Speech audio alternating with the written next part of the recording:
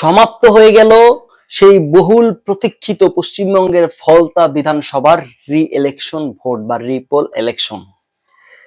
এই ফলতা বিধানসভাটি ছিল বহুল আলোচিত এবং সমালোচিত একটি বিধানসভা।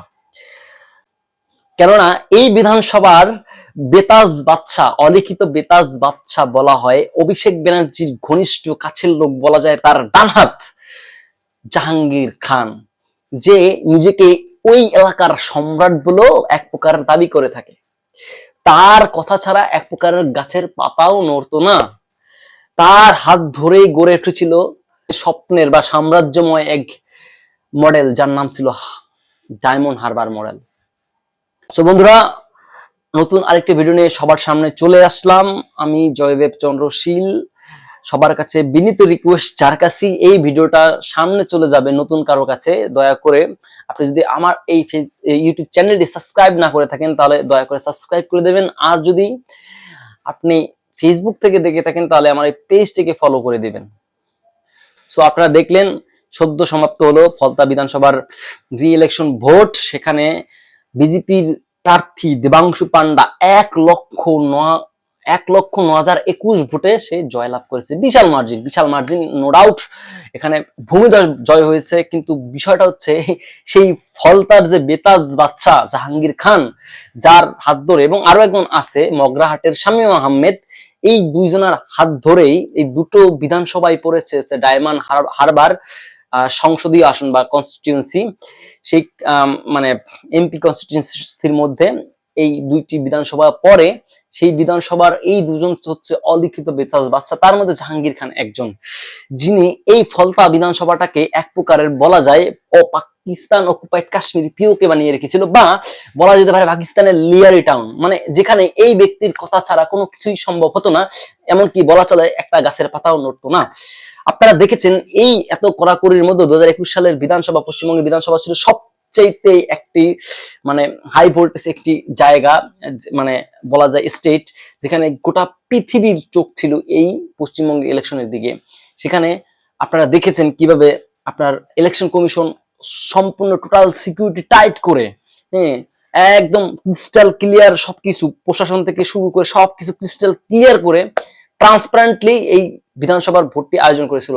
এই কড়াকড়ির মধ্যেও এই অলিখিত বেতাজ বাদশা জাহাঙ্গীর খান, সে এর মাঝেও সে তার এই ডায়মন্ড হারবার মডেলের যে থিওরি সেটাকে প্রয়োগ করে দিয়েছিল। দক্ষিণ চব্বিশ পরগনার ফলতায় বিজেপিকে ভোট দানে বাধার অভিযোগ করেছেন খোদ অমিত মালব্য। ফলতায় ইভিএম এ বিজেপির বোতামের টেপ, এই নিয়ে নির্বাচন কমিশন এবার রিপোর্ট তলব করলো। অমিত মালব্য তিনি অভিযোগ করেছেন ফলতার বুথে বিজেপির বোতাম টেপ দিয়ে ঢাকা রয়েছে। এটাই ডায়মন্ড হারবার মডেল সোশ্যাল মিডিয়ায় পোস্ট করেছেন বিজেপি নেতা।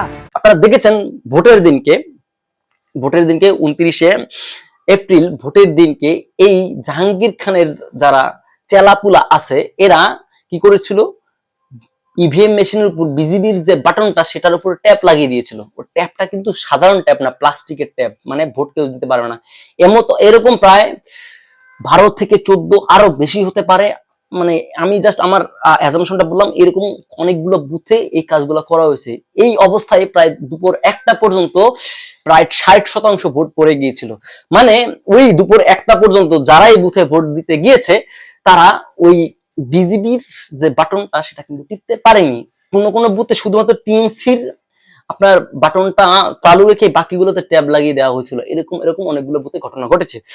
পরবর্তীতে স্ক্রুটিনি করে কি করা হয়, এই পুরো ফলতা বিধানসভার ভোটটাই ক্যান্সেল করে দেওয়া হয়। পরবর্তীতে আজকে রিপোল হলো, আজকে না সরি 21 তারিখে রিপোল হলো, আজকে তার রেজাল্ট ডিক্লেয়ার হলো। আপনারা দেখলেন বিজেপির প্রার্থী দেবাংশু পান্ডা সে 1,09,021 ভোটে জয়লাভ করেছে, বিশাল ব্যবধান। সেকেন্ড পজিশনে চলে এসেছে হচ্ছে আপনার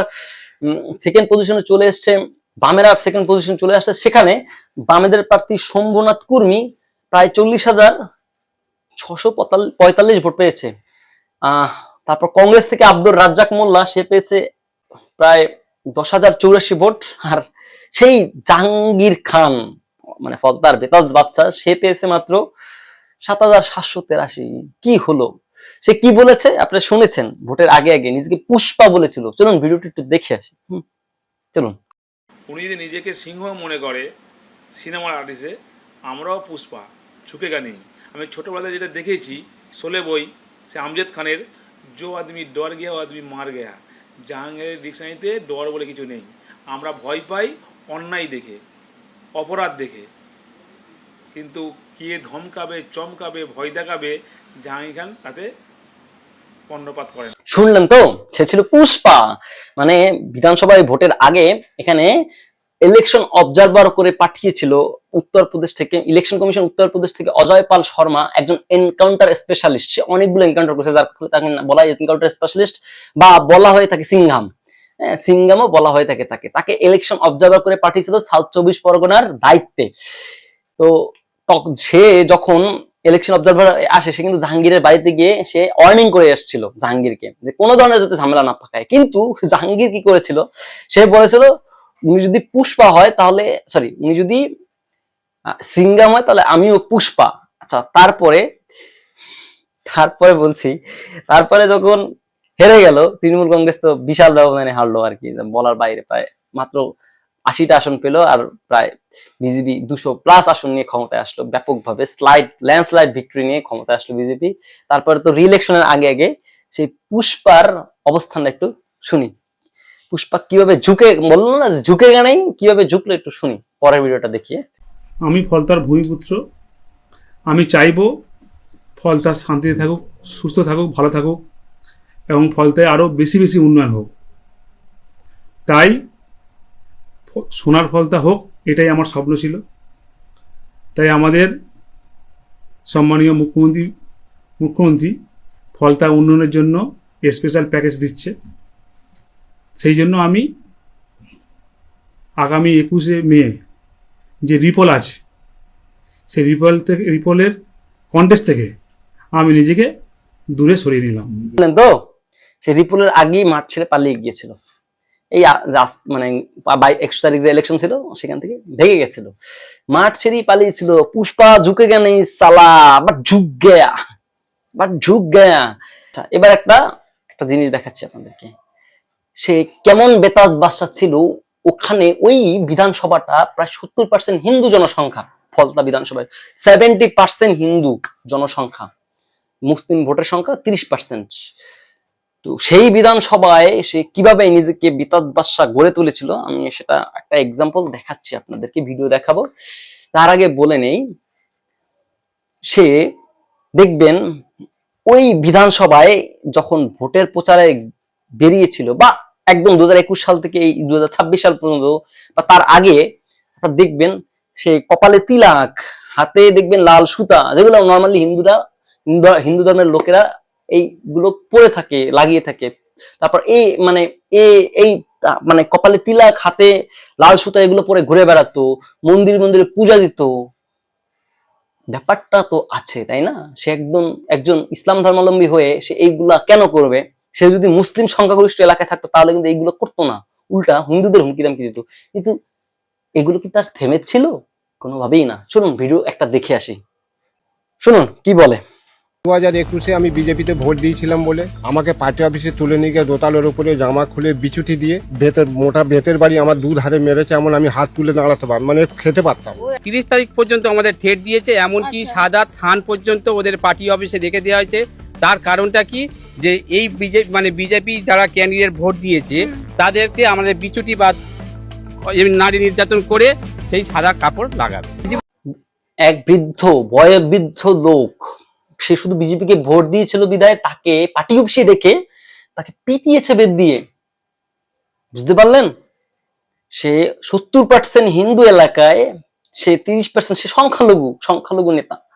সে 70% হিন্দু এলাকায় একজন সংখ্যালঘু নেতা হয়ে সে হিন্দুদের উপর অকথ্যভাবে, অবর্ণনীয়ভাবে নির্যাতন চালিয়েছে। বিশেষ করে যারা তৃণমূল করতো না, বিরোধী মত, ভিন্ন মতের মানুষদের সে নির্বিচারে অত্যাচার চালিয়েছে, সে এবং তার চেলা চামুন্ডা দিয়ে।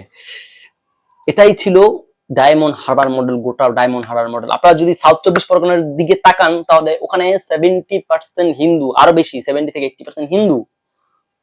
কিন্তু এই যে ডায়মন্ড হারবার মডেল, এটাই ছিল এপিক ডায়মন্ড হারবার মডেলের অরিজিনাল দৃশ্য। তো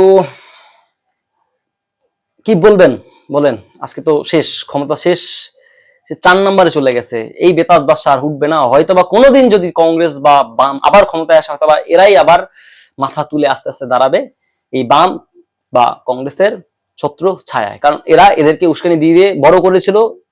আমি আপনাকে একটা কথা বলে রাখি, এই জাহাঙ্গীর খানের বাবা, আমি ভিডিও করে দেখাচ্ছি, ভিডিওটা লম্বা হয়ে যাবে। এই জাহাঙ্গীর খানের বাবা একসময় সিপিএম করতো, তখন থেকেই মানে তার বাবাও এরকম ছিল। এই পরবর্তীতে তার বাবাকে দেখে দেখে আদর্শ মনে করে যেহেতু 2011 সালে সিপিএম চলে যায়, তার ছেলে যথারীতি টিএমসিতে যোগদান করে। তারপর আস্তে আস্তে সে অভিষেক ব্যানার্জির হাত ধরে ধরে বেতাজ বাদশা হিসেবে নিজেকে গড়ে তোলে এই ফলতা বিধানসভায়। তো অহংকার বা দম্ভ রাজনীতিতে কখনো টিকে থাকতে পারে না। এইসব জিনিস এইগুলো দিয়ে রাজনীতি হয় না। রাজনীতিতে যে জিনিসটা, সেটা হচ্ছে আপনার মানুষকে ভালোবাসতে হবে, মানুষকে কাছে টানতে হবে। জনগণ হচ্ছে শেষ কথা পলিটিক্সে। ডেমোক্রেসিতে জনগণই শেষ কথা। জনগণ যেটা চাইবে, আজকে জনগণ চাইলে আপনাকে ক্ষমতায় বসাবে, যখন সময় আসবে জনগণ আপনাকে তুড়ি মেরে উড়িয়ে দেবে। এটাই হচ্ছে আসল কথা। সো ভিডিওটা এই পর্যন্তই। ভিডিওটি যদি ভালো লাগে থাকে অবশ্যই জানাবেন, কমেন্ট বক্সে আপনার মতামত জানাবেন। দেখা হবে নতুন কোনো ভিডিওতে। সে পর্যন্ত ভালো থাকবেন। জয় হিন্দ।